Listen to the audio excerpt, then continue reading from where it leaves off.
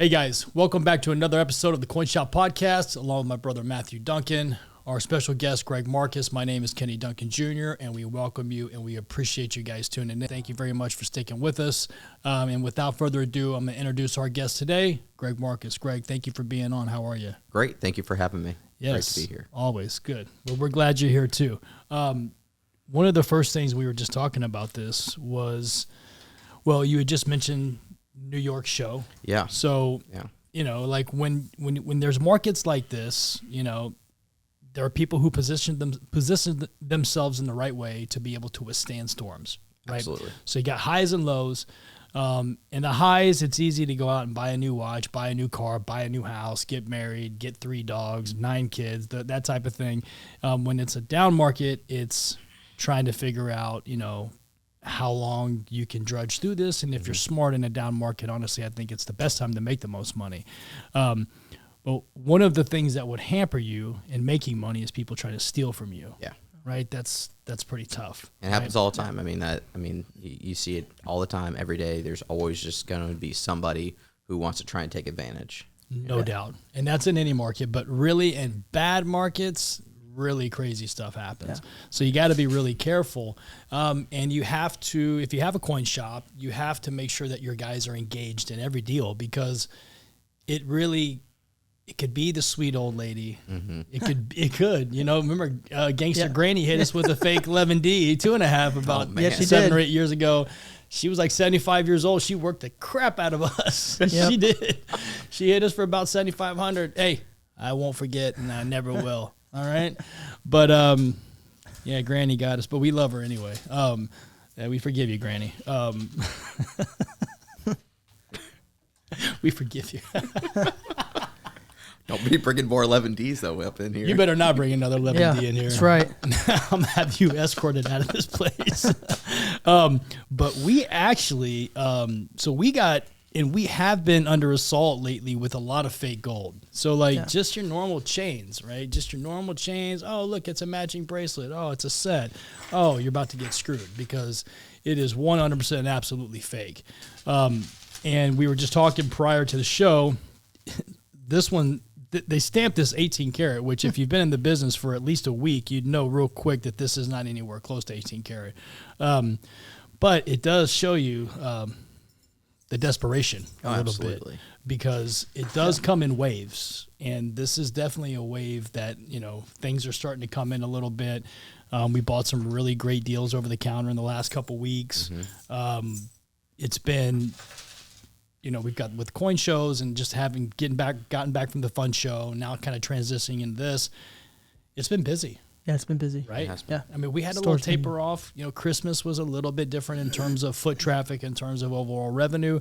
But the first couple weeks, honestly, of January but this last week and kind of like just with the phone calls and the appointments, things seem to be kind of cranking up a little bit. So that's a little exciting. Yeah, you're starting to feel that uptick again. You know, we have this every year. You know, we have that slowdown in December right after Christmas. Everyone's done their purchasing and everything. And, you know, we all slow down. A lot of us, we end up going on vacation. And then we come back and the fun show kind of brings everything back up. We try to restart it. We see how the market's doing at fun show.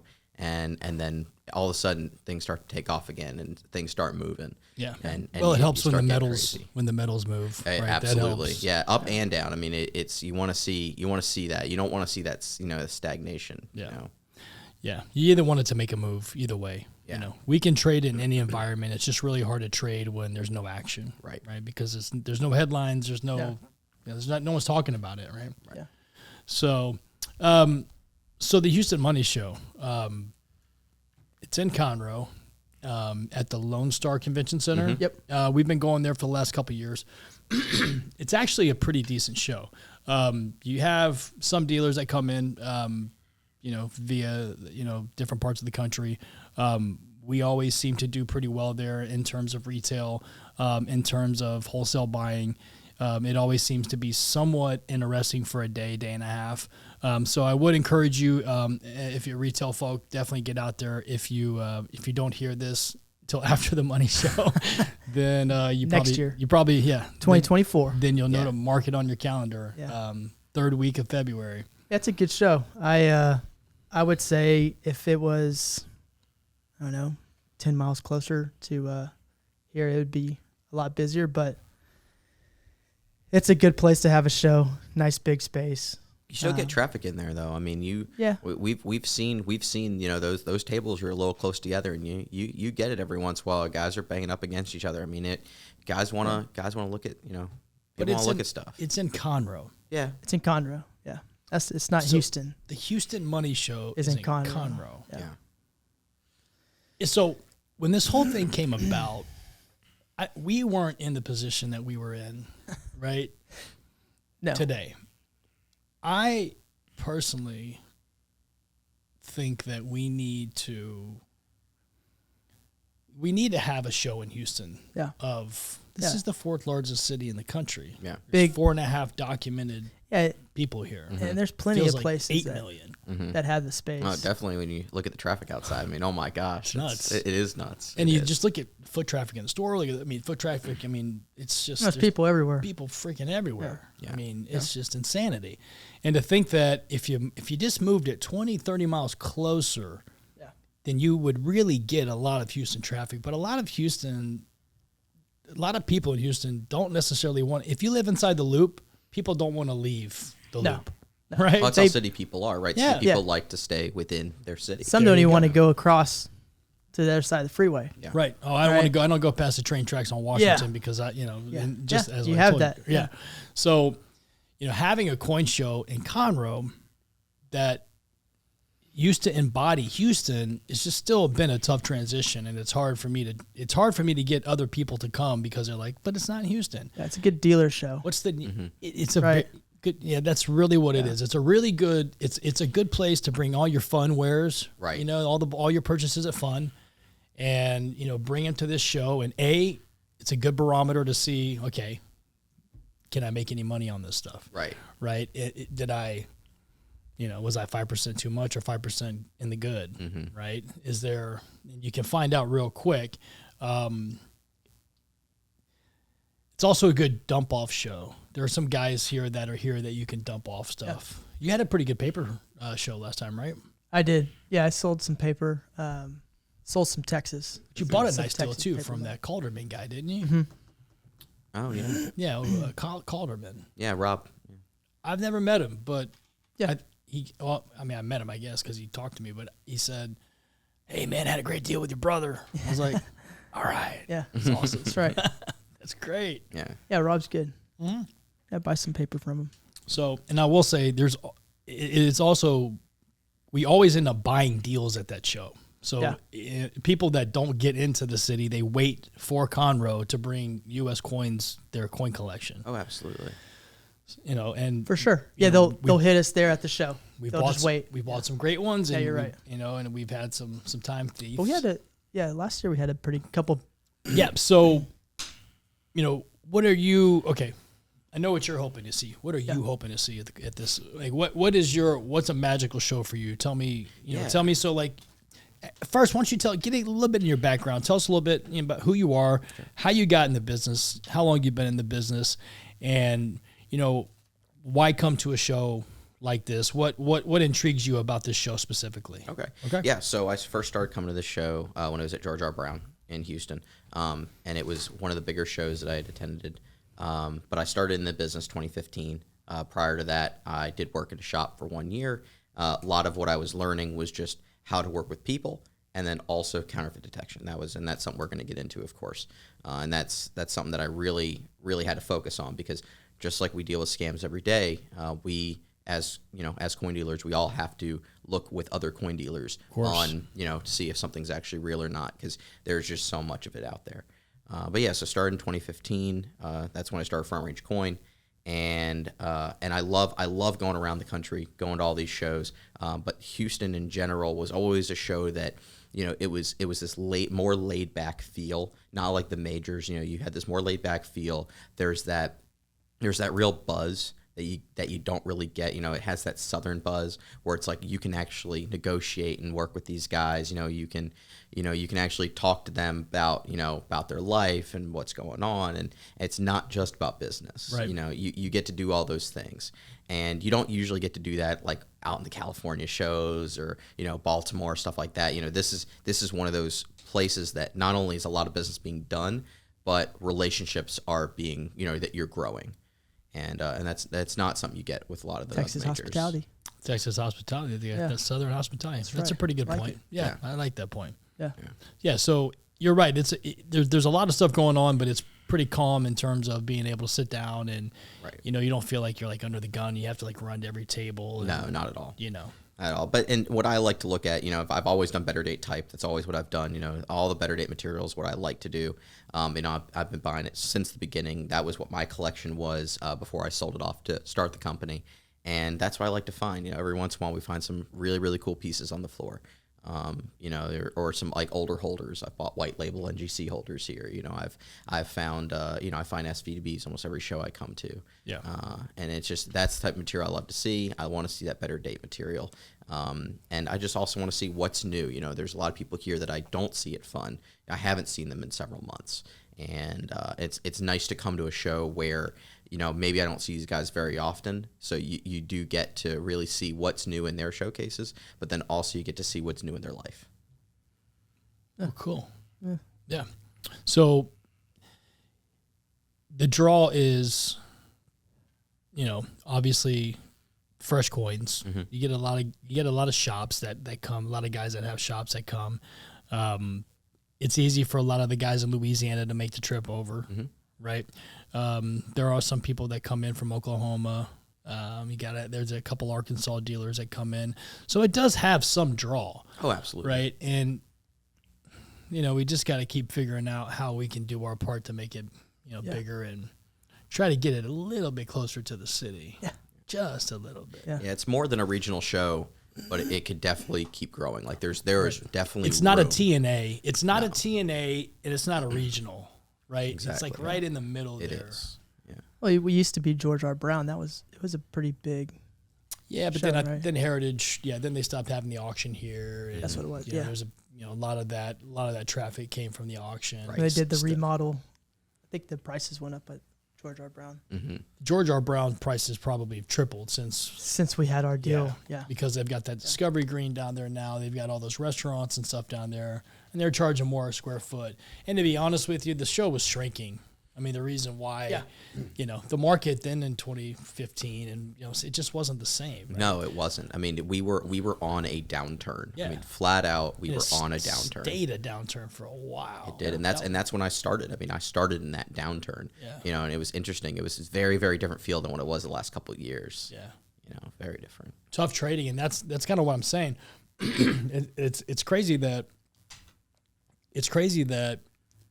things when they slow down, because like it did this last say November, December was a little bit slow for us. Yeah. Very uncharacteristic. Mm-hmm. And then January normally is just crazy. Yeah.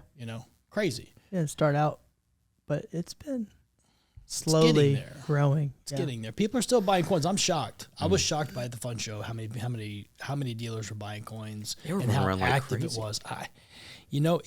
In December, we had talked internally, and I'm telling you, we didn't really know what to expect, but it was an excitement. Mm-hmm. And then when we got there, it was nuts. Yeah.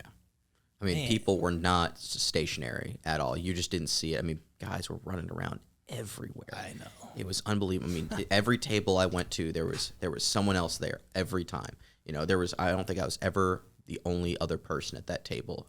Everyone was everywhere. Yeah. And it's good to see because, like, we want to see that, especially at major shows like that. Start the year. You don't know how it's going to end up, like you said. And it's a great thing to see that everyone's ready to work and hustle and bustle and really help the collecting community. Yeah. No, you're right. It was busy. Yeah, I mean, I was there for a couple of days, but the couple of days I was there, I was pleasantly surprised about the activity and kind of where you thought if you thought there was going to be some type of drop off, which there has been drop off in some pricing across the board on just stuff, but better coins Still big. Yeah. They're still there. Big money. Yeah. Oh yeah. It's still there, man. Yeah, I mean, we saw very, many unique pieces out of Heritage at that show, 73cc and the 70S halftime. Yeah. Those are those unique pieces that sold, and it's the pretty. The $3 gold piece, Yep. obviously. Oh too. yeah, 70S. Yep. That was a big coin. To see people spending money on, $4 million on a coin, this details, I believe, right? Yeah. It says what 893 on the back, right? Yeah, engraved 893 on the back, but it's the only one. It's the only one. So if you need it, you gotta buy it. There you go. But somebody stepped out there. They did. Whew, someone stepped out there. It's a lot. So, that does give a pretty good indication that things are still running. Mm-hmm. PCGS, CAC stickered coins were hot, always hot, stayed hot. I bought some from you. Yep. I always feel like they're probably a pretty safe purchase. Yeah. Right. Yeah.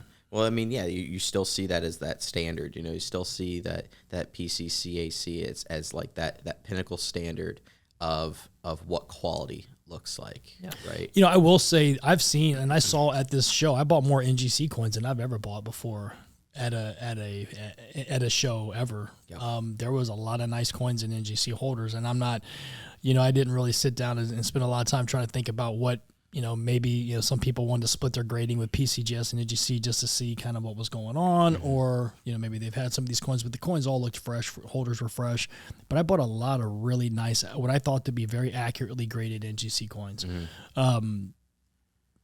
Yeah, they've stepped their game up tremendously, especially over the last couple of years, and their turnaround times have been, in my opinion, phenomenal, especially with all of the other issues that we had kind of restarting the country a little bit, and they were like right there and ready to go, ready to rock. And yeah, I would agree with you. I've graded more at NGC lately, and I've also plenty. And then I've definitely had a lot more purchasing and sales. You look at a coin show floor prior to COVID, maybe 2016, 2017, it was like 75%, 80% PCGS graded coins in showcases. Yeah. Now you're starting to see that 50-50. Yeah. They have done well with their market, and they are expanding, and they're doing well with it. Well, I will say that I was pleasantly surprised by some of the coins I bought that were NGC holders. I flipped through, I looked through everything, obviously, and then I started to notice kind of a trend. I was like, man, there's a lot of nice coins in these groups that I keep seeing. So I was pleasantly surprised. I bought the coins I bought at the fun show. I love. I mean, every year I say this, but I always felt like I saw some of the best coins I've ever seen, and it kind of just keeps getting better and better. So I'm overall excited. I love the Houston Money Show. Every year I say you and I both talk about it, that we're gonna do something, and then 365 days go by and we go, hey, we should have done something. Yeah. How can we intervene here? This year feels a little different, though. All right. I guess time will because it's 2023. 2022, it was we got a little busy, but 2022 was record books.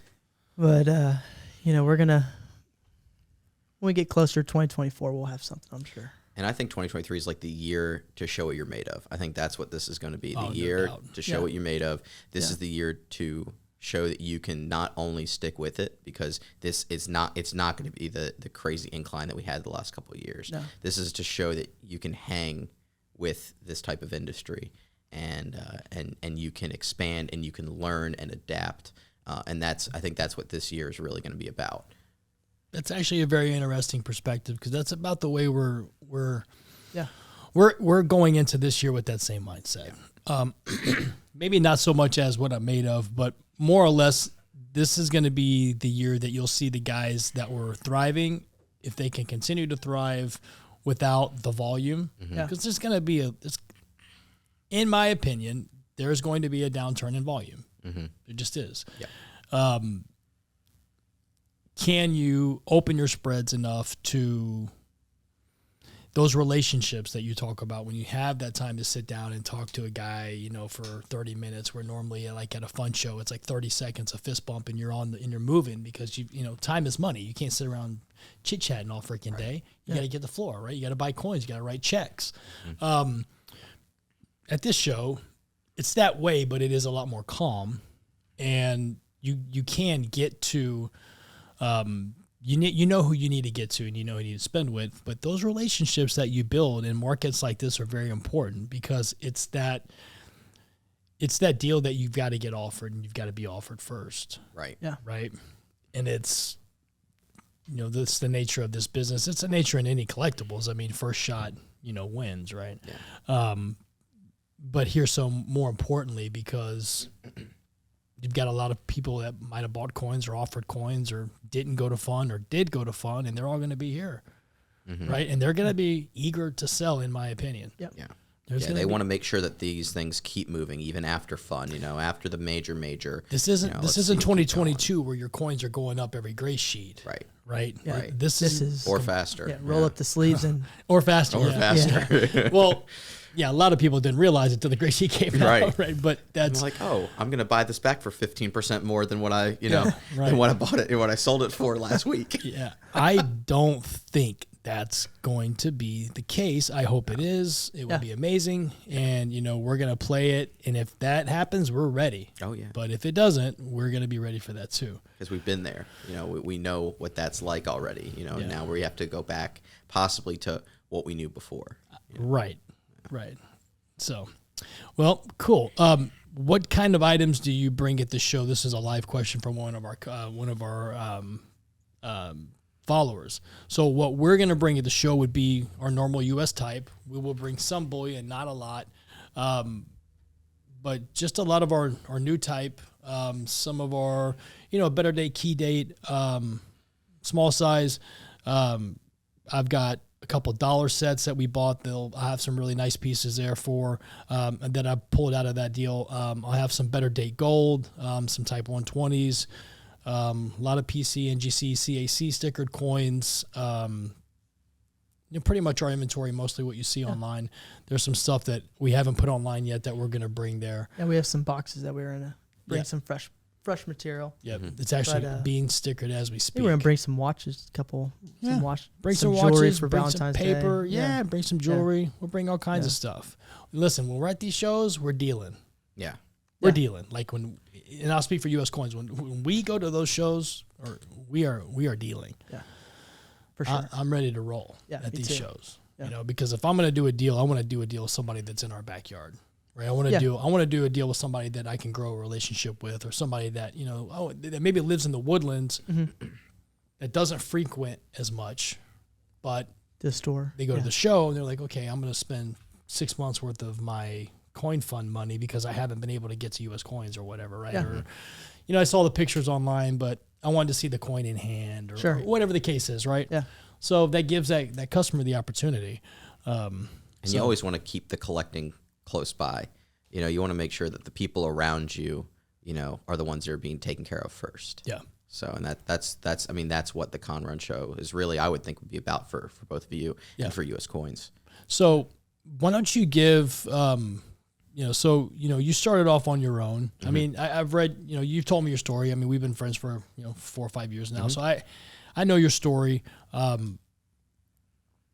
don't you just give us like a quick 2 or 3 minute, just kind of what got you, what made you go from collector to this is what I want to do as a full-time dealer, as a profession, and how is it going, right? And maybe some tips and some, maybe, some things not to do, and some of the mistakes that you made, something that and in some instances where you might be able to help, one of our listeners or one of our followers, maybe just, maybe shed some light on what it took for you to get to where you're at today. And then, where did you bang your head? Yeah, absolutely. So, I mean, it all started, after I left the coin shop in 2013. I didn't know really what I wanted to do. I was in college at the time, University of Colorado, getting my economics degree. And I had a good friend of mine. Are you excited about Deion Sanders?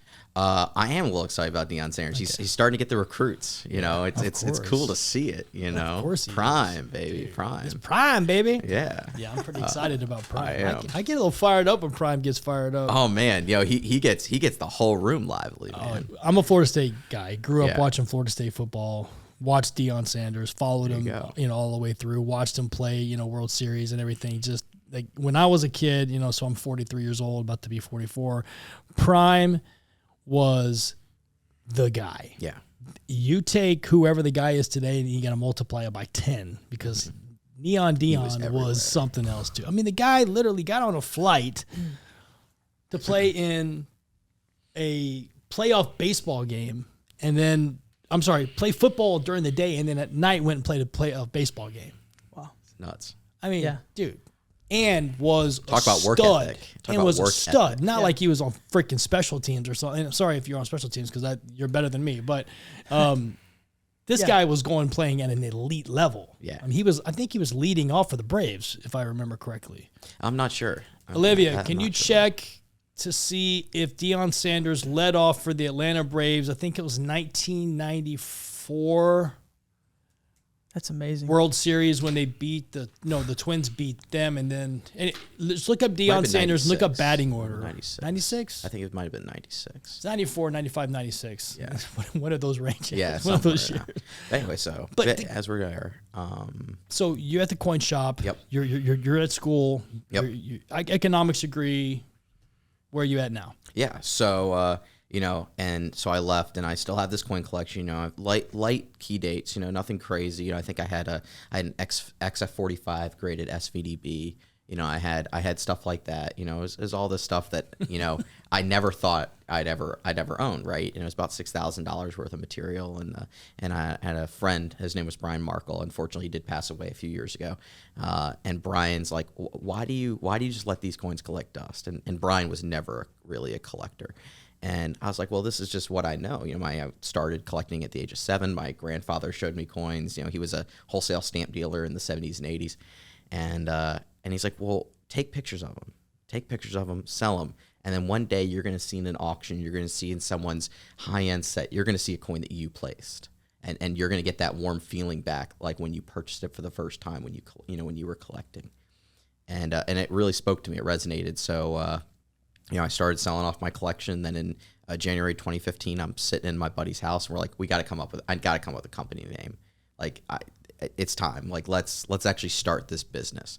And we were sitting there like, all right, what's like Colorado? So we're talking about the Flatirons and Rocky Mountain, but there was already a Rocky Mountain coin. And they're like, well, what about the Front Range? And I was like, that's perfect. Front Range coin and currency. And I do a little bit of currency, mostly coins. So that's how I started. And then, I started going to the Denver show, and I set up my first Denver show right afterwards, May of 2015. And now, how old are you at this time? In 2015, I was 21. Okay. 21. So, and I'm still in college, and I'm not making much. I remember my first coin that I sold at that show. It was a seeded $50, raw seeded $50.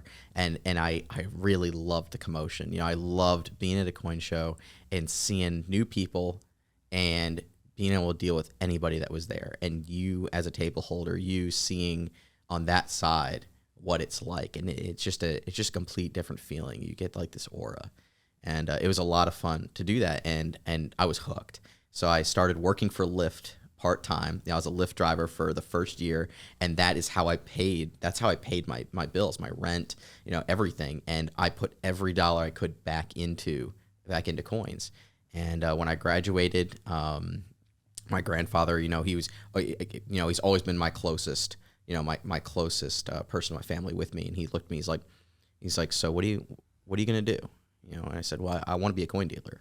He's like, you think you make enough money doing that? I said, yeah, I think so. And he's like, you got 1 year. He's like, you got 1 year to make real money. If you don't make real money, you go find yourself a real job. And that kind of spoke to me because now, looking back at that, I don't know if there's a more real job than working for yourself and really understanding how to work hard in order to see those numbers go up. So my first year I made $14,000. And that was full profit after expenses paid. That's what I made. And my grandfather looked at me and he's like, do you think that was enough? And I said, well, yeah, I paid all my bills. I paid everything down, and I made an extra $14,000 that more than everything else. Not to mention the experience and everything. Yeah, right. Yeah. And he said, okay, if you are happy with that, go for it. And I said, okay, great. And what really showed me though, and I had to learn this really fast, and I think there's a lot of young guys in the industry that have to learn this, and that is you gotta work. Number one, it's not coins, relationships. It's the number one thing. Okay, you gotta be able to work with everyone around you. Now, you don't have to work with every single person. Okay, there's always gonna be people that are gonna do shady stuff. They're not gonna do the right thing. But for the most part, you have to know how to socialize, be with these guys, you know, and know how it works. You know, so I got close to a lot of coin dealers really quick, but then there was some that were like, I don't know about this kid. You know, he seems like he thinks he knows everything, but he really doesn't. So I had to be quiet. I had to start listening. I had to start learning. You know, you have to listen to those older guys that have been in this for a long time. Now, they might not be right every time, but they've been doing it enough where they're right a lot of the time. Right. So I learned from guys like Leonard Stanley. You know, man, legend. You know, absolute legend. You know, and then that's in the wholesale business, and that's how I started. I started raw coins, and I started, you know, with wholesale. You know, just selling to dealers. You know, and then also you have to learn is take that profit. You know, don't try and gouge. Don't try and price gouge. Be honest. Yeah. You know, if you see a profit there, you know, you need to know, like, hey, I take this profit here. I go ahead and buy something else. Yep. And, you know, I'm ready to go. Changing inventory. Absolutely. Yeah. Keeping the and coins that's the fresh. thing. You got to keep it going. You know, at one time I was flipping my inventory in the beginning like once every 3 weeks. I mean, that's how quick my revenue was coming through. It was once every 3 weeks. Now, I did 40 shows a year, and I didn't really, you know, I didn't have a relationship. I didn't have, you know, anywhere else to go. It was just me, right? I was in this little, you know, hobbit hole of a duplex apartment, you know, and it was, you know, I was paying like $450 a month for this little hole in the wall place in Colorado, but I made it work. You know, the greatest thing I had was actually a well window. I had a well window to take all my photos. Oh my gosh. And this well window had just the perfect amount of light that I was taking like these great photos with a point and shoot camera. Yeah. You know, I've never had the setup like a lot of these guys have. I just had a point and shoot camera and I had the well window, and it had the perfect amount of light where the color came up, you know, luster came up. Oh, it was awesome. And that's where it all started. And the mistakes that I made though along the way were, number one is don't trust everybody. You know, understand that sometimes you have to ask questions. You know, you have to, especially in our business, you know, have to ask, okay, is this person on the up and up? Is this person actually going to tell me the truth about that coin, where it came from? You know, is it for sure genuine? Which of course we all deal with. It doesn't matter how long you've been in this business, you have bought a counterfeit accidentally. No doubt. You know, it does not matter. So knowing that, but then also knowing who to be near, you know, learn that the guys that are always busy and always trying to do business and with a lot of people are usually the guys you want to be attracted to, you know, keep close to you, because they're the ones that are going to help you build this great foundation in order to either create a company, or if you ever decide to work for somebody, you know, they can give you those guidelines and say, hey, this might be the right fit for you. Right. You know, and that's really the most important thing about this business. It's not knowing coins, it's knowing the people and knowing the relationships. Yeah. That's a good point. Yeah, I agree. That's relationships for sure. Yeah. Well, I'm excited about the fun show, and excited that you're here. Thank you for coming on. Thank you. We're gonna wrap this one up, guys. Coin Shop Podcast with Greg Marcus, pre-Houston Money Show in Conroe. Super excited about it, guys. Thank you so much for tuning in, and we'll talk